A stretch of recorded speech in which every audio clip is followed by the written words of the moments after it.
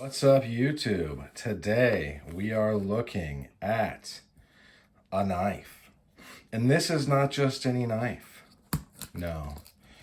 This is a knife. This is a knife from Oklahoma, or OKC, which stands for the Ontario Knife Company.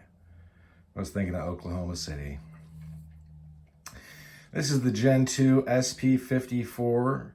It's in 5160 steel, which is super duper tough stuff. This, unlike many knives, is a dagger, meaning it has a sharpened cutting edge on both sides.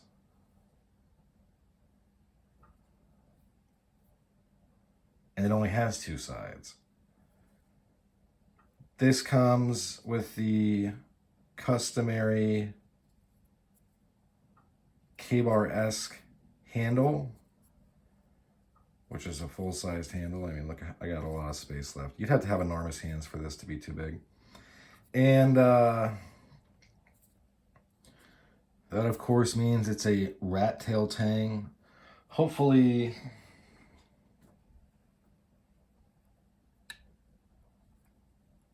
yeah, I'm going to go with all the way through.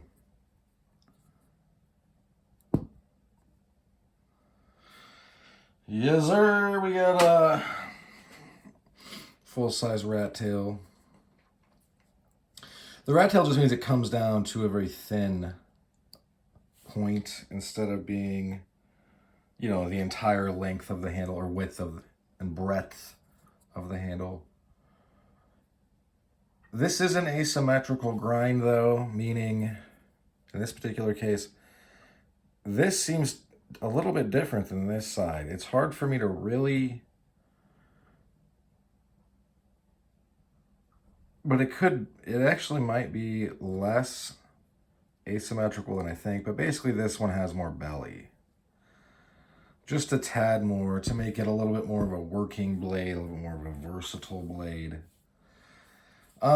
First and foremost, being pointy and having sharpened sides in a dagger form, it makes it really great for the sewing machine method, the method that everyone that is out there teaching classes doesn't really want to talk about because it's so easy, it's tried and true. I don't know if there's a way to mess this up. I bet there is, but I just don't know about it. But it's where you grab somebody. Okay, you've grabbed them. Hopefully not by them. You're not, you know, things are going to get real slick here in a second. So you're going to be able to grabbing their hair is a good one. That's why shaved for battle is, you know, started as a saying. Way, way back in the day, you'll see it in World War II stuff. People shaved their head because they didn't want to give people that handle on them. Another great handle, and they're different from natural handles. Those are kind of a wrestling thing. But your belt, your shirt, your clothes in general, any type of thing affixed to you. And if you can't find one of those, I don't know, just grab something and then you stab. Like a sewing machine, right? You know, stab. This is in the, not the ice pick. It is in this. And this has these ramps, thumb ramps, that are also cross guards of this rubberized handle. So that's going to work great. Also, what will work is the old stabby of the ice pick. American Psycho. That was original Psycho, my bad. They don't have, it sucks they didn't have the of the American, or in American Psycho like the original Psycho. Anyway. That means that you can do, with this dagger knife, Pacal style stuff, if that is your cup of tea. You can also do the underhanded stuff. This isn't going to have the same abilities as, say, a similar but different knife from OKC. You can see this one, although you can do both, where this one is going to surpass this one is in reach, and then all of a sudden a Screama / Arnis / whatever, all of a sudden you're, you know, those hits that you score that, I mean, they're going to do some damage, right? You're going to be chopping this into people, opening them up. They're going to be bleeding everywhere. So you got a lot of reach there. You don't have it on this dagger. This dagger also is very stout, but it is not as strong as some knives. This is the Ranger Bowie from Shadow Tech.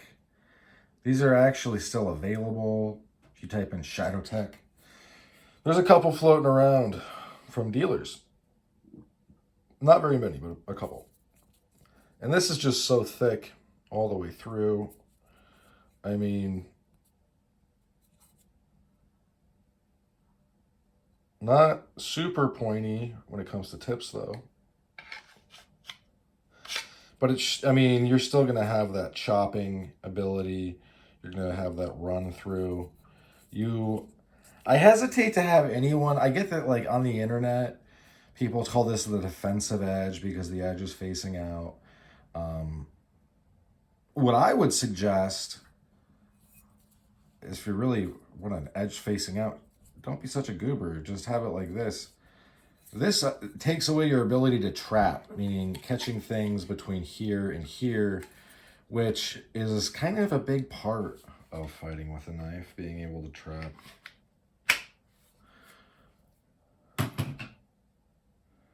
And this is the Fang from Steel City Cutlery. The maker, not the YouTube channel. It's his little maker's mark. I like his maker's mark. It's very cool. It came with its own patina. I think I've done my own. I've typed, you know what I mean. You know how you guys know how I am. I like to play around. But this is really, really held up well. I've carried this nearly every day since I've got it. And I think I got it a couple years ago now. But it's pretty much just meant to be drawn like this, held like this. Maybe a little bit more up. But as you can see, although it does set like this would be the point of contact on a flat surface. There is quite a bit, if you put this on like, you know, like that. It's got quite a bit of lift. The rake, so to speak, the rake of this is substantial. And that's why I think it's even better at the Pical style of I'm hooking, I'm dragging, I'm cutting, puncturing, clawing, and you're dead. But you can still do Pical with this. I get that's kind of the hip, trendy thing right now. It's always interesting to be like, you know, what Americans and where are ripping off what martial arts style from who. You know what I mean?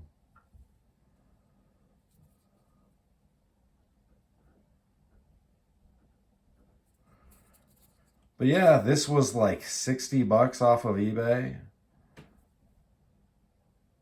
I've seen there's another on eBay right now for over 100. I wouldn't get it. Look, if you're looking for a knife like this, I'm gonna do a longer talk like about this. But if you're looking for a knife like this, just find a knife like this. Okay? A fairly narrow dagger, although this is substantial. Made of good steel from a reputable company.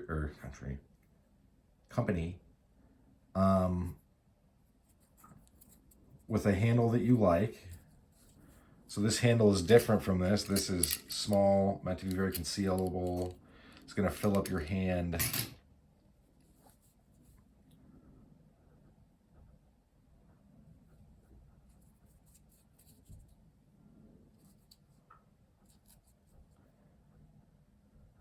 But I just hesitate to recommend, if you're looking for defense, unless they are illegal where you live, which they very well could be, in which case, don't get a dagger if you plan to carry it. I just hesitate that, you know, you want to have more firepower than the guy you're fighting. That will equate to success for sure. Well, I mean, pretty close to. So we also want to, you know, not go to jail. So you got to balance that. But I'm just saying, this is going to really lend itself to penetrating. You're going to twist when you pull because you're a smart kid. You're not a dumb kid. You're not a dummy. And that is going to it's going to cause like more trauma to a place that's not been traumatized yet. And it's going to make the wound difficult to close up. It's going to be very difficult to close up. And I have heard, although I cannot attest to this myself, that when you do that, the wound needs to be taken to a hospital. You can see why obviously I don't go around stabbing people, but that could be true, it could not be true, but I'm just saying that you're going to want to twist when you pull, also because when you're jamming this into warm flesh, the flesh is going to stick to the blade. That's a fact. So yeah, this serves, you know, they were very kind. They gave you a little more belly on one side. It's an asymmetrical grind. It's got this nice coating on it, which I'm going to leave on, which is going to keep the maintenance extremely minimal. You're not going to need to worry about it. This is just a carry, kind of a carry and forget type thing. It's got a guard, so your hand won't creep up. Can be used in this and this hand position. It can be used to trap.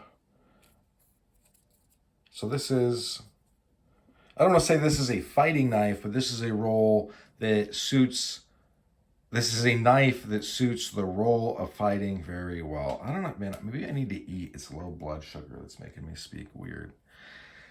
But in any event, I wanted to show this. I will get the other one out and show it. Oh, and while we're talking about it, this sheath was just like disintegrating, kind of. It was just fraying and it kind of annoyed me. So I took super glue, put one coating, then I got a hot glue gun and blew it in there. Meaning this is kind of impregnated a little bit. And then I went back over it with a second coat that I didn't do that to. And that's what you can see. Did it on both sides. It was only fraying on this side, I think. I did it down here as well. So now this nylon won't fray. And that's basically how you stop nylon from fraying. To be...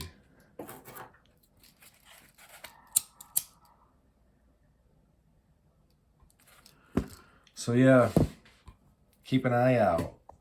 Knives like this aren't necessarily everywhere, but a few leap to mind, like the Tops Dagger, the Ice Dagger, whatever it's called. And there's others as well. So, but are they going to cost $60 and be made in America? Probably not.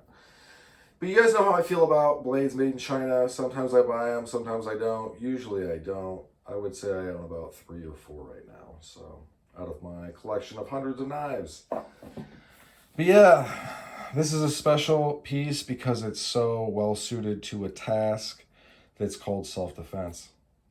In any event. That's about all I wrote for this one. Thanks for sticking with me to the end. Hope you folks have a good rest of your day. Bye now.